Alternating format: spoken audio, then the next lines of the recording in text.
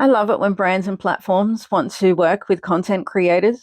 But if we're going to be real about it, those relationships should involve genuine engagement and development, not just using content creators as a marketing tool.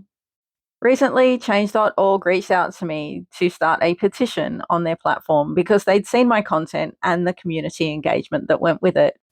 And the timing was interesting because I had just finished dealing with a very difficult situation involving a defamatory petition targeting a person with disability that ultimately had to be removed for legal reasons and because it appeared to breach the platform's own community guidelines.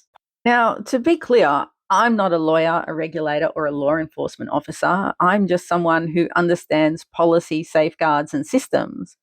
But it should not have fallen to a layperson to explain why requiring a court order to remove a petition that breached the law could put the platform at risk.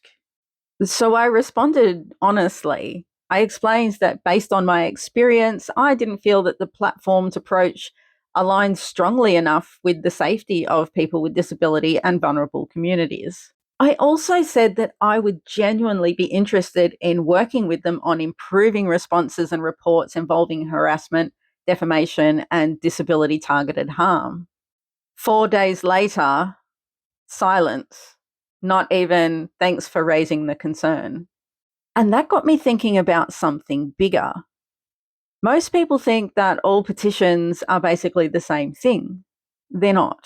Considering what the topic of my petition would have been, that would not have been my platform of choice. A parliamentary petition is a formal democratic process designed to communicate directly with government about matters government actually has the power to change. Platforms like change.org are something different. They're private campaigning platforms built around visibility, engagement, and public pressure. That doesn't make them useless. In fact, they can be very effective for public campaigns, corporate pressure, or social awareness issues. If people wanted Channel 9 to bring back Humphrey B. Bear, then public campaigning platforms would make perfect sense.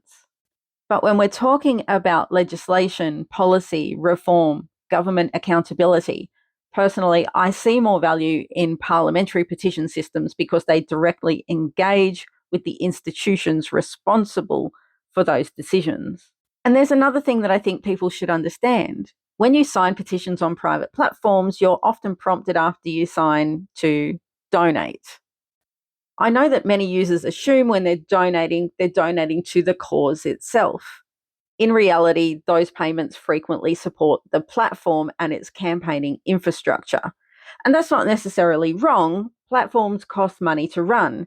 But I do think people deserve transparency so they understand exactly where their money is going and what type of platform they're engaging with.